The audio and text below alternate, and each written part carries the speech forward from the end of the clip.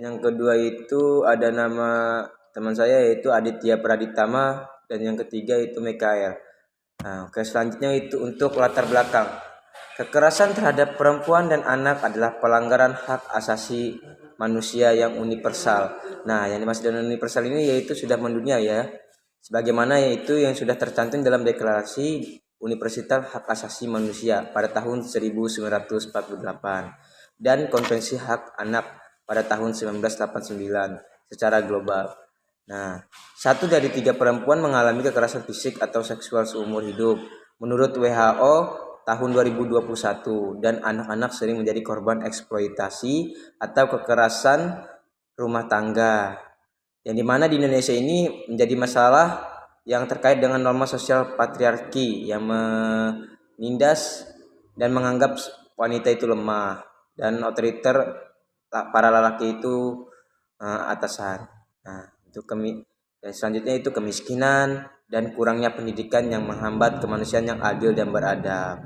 Oke, lanjut kepada rumusan masalah. Masalah yang utama yaitu pada kekerasan terhadap perempuan dan anak sebagai bentuk diskriminasi gender dan eksploitasi yang melanggar prinsip kemanusiaan yang adil dan beradab. Nah, fokusnya itu yaitu bagaimana kekerasan ini terjadi dalam konteks sosial, ekonomi, dan hukum di Indonesia serta implikasinya terhadap pembangunan berkelanjutan. Oke, gitu.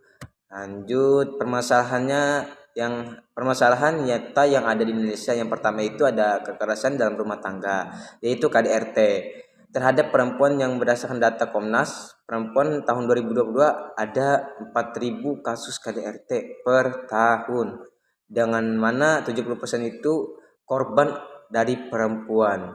Contoh nyatanya itu kasus yang ada di Jakarta, di mana seorang ibu rumah tangga mengalami kekerasan fisik dari suami yang dipicu oleh tekanan ekonomi dan norma budaya yang memandang perempuan sebagai bawahan. Seperti apa tadi ya? Slide yang kedua itu patriarki. Nah, faktor penyebabnya itu yaitu ketidaksetaraan gender, kemiskinan, dan kurangnya akses hukum. Tuh. Nah, untuk permasalahan nyata yang kedua di Indonesia yaitu eksploitasi dan kekerasan seksual terhadap anak. Yang menurut UNICEF tahun 2023, satu dari 10 anak di Indonesia mengalami kekerasan seksual dengan kasus seperti perdagangan anak dan pornografi anak. Contoh nyatanya itu pada di kasus yang ada di Jawa Timur, di mana anak-anak dieksploitasi dan pekerjaan rumah tangga atau prostitusi anak yang sering terkait dengan kemiskinan keluarga dan kurangnya pengawasan. Faktornya yaitu pendidikannya yang rendah, akses internet tanpa kontrol, dan lemahnya penegakan hukum. Gitu. Oke, selanjutnya akan dijelaskan oleh teman saya yang bernama Michael. Oke, terima kasih. Baik, di sini saya akan menjelaskan dampak kekerasan terhadap perempuan. Psikologis, trauma, depresi, dan gangguan kecemasan. WHO melaporkan 30% korban mengalami PTSD. PTSD, Post Traumatic Stress Disorder. Sosial isolasi, sosial stigma, dan penurunan partisipasi dalam masyarakat. Ekonomi, kehilangan produktivitas, biaya kesehatan, dan kemiskinan. Turunan dampak global mencapai 1,7 triliun US dollar per tahun. Jangka panjang siklus. Baik, di sini ada beberapa contoh dampak kekerasan terhadap perempuan. Yang pertama, dampak fisik seperti cedera akut, memar, luka patah tulang, atau trauma kepala.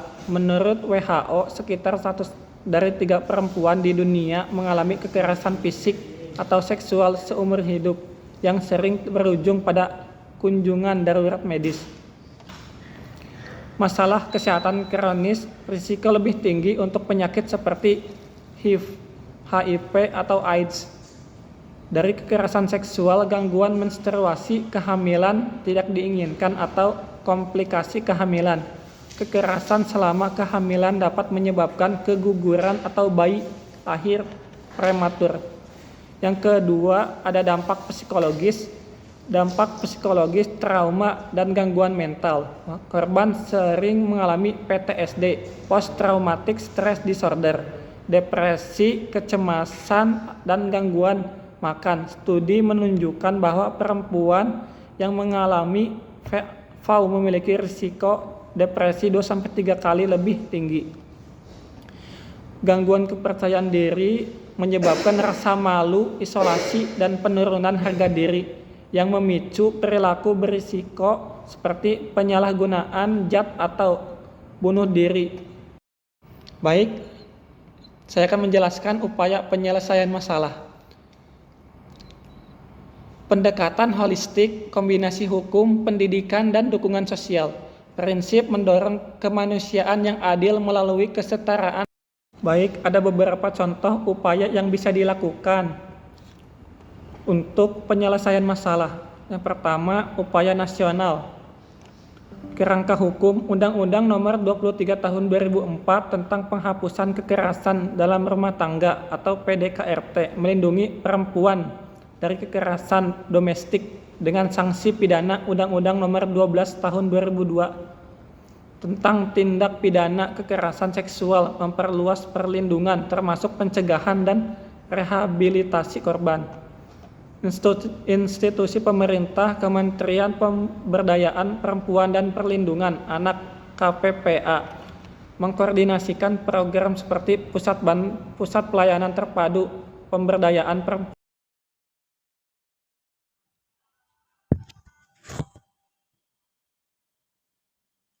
Baik, saya akan melanjutkan teman saya. Upaya konkret di Indonesia dalam menyelesaikan masalah kekerasan terhadap perempuan dan anak dapat melalui 5 hal, yaitu hukum, Undang-Undang Nomor 23 Tahun 2004 tentang penghapusan KDRT, dan UU Nomor 35 Tahun 2014 tentang perlindungan anak. Masalah ini juga dapat ditegakkan melalui pengadilan khusus seperti pengadilan negeri dan juga pengadilan agama. Pendidikan, kampanye nasional seperti 16 hari anti kekerasan terhadap perempuan dan program sekolah tentang hak anak untuk memberikan pengetahuan tentang hak-hak perempuan dan anak. Dukungan, layanan hotline seperti Sapa 129, rehabilitasi korban oleh KPAI dan LSM, serta integrasi dalam program pemerintah seperti PKH, program Keluarga Harapan. Lalu internasional, melakukan kolaborasi dengan UNICEF dan WHO untuk pelatihan dan pendanaan demi mencegah kekerasan terhadap perempuan dan anak.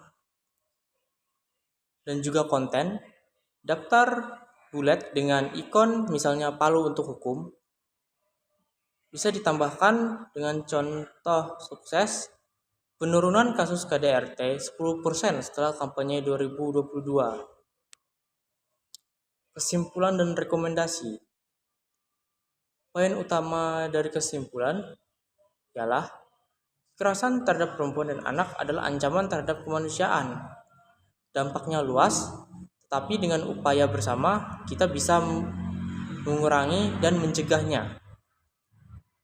Poin utama dari rekomendasi, dengan meningkatkan pendidikan gender di sekolah, memperkuat penegakan hukum, lebih spesifiknya terhadap hukum hak perempuan dan anak-anak, dan juga melibatkan masyarakat dalam kampanye. Poin utama ajakan ini adalah mari bersama wujudkan kemanusiaan yang adil dan beradab untuk semua. Baik, terima kasih.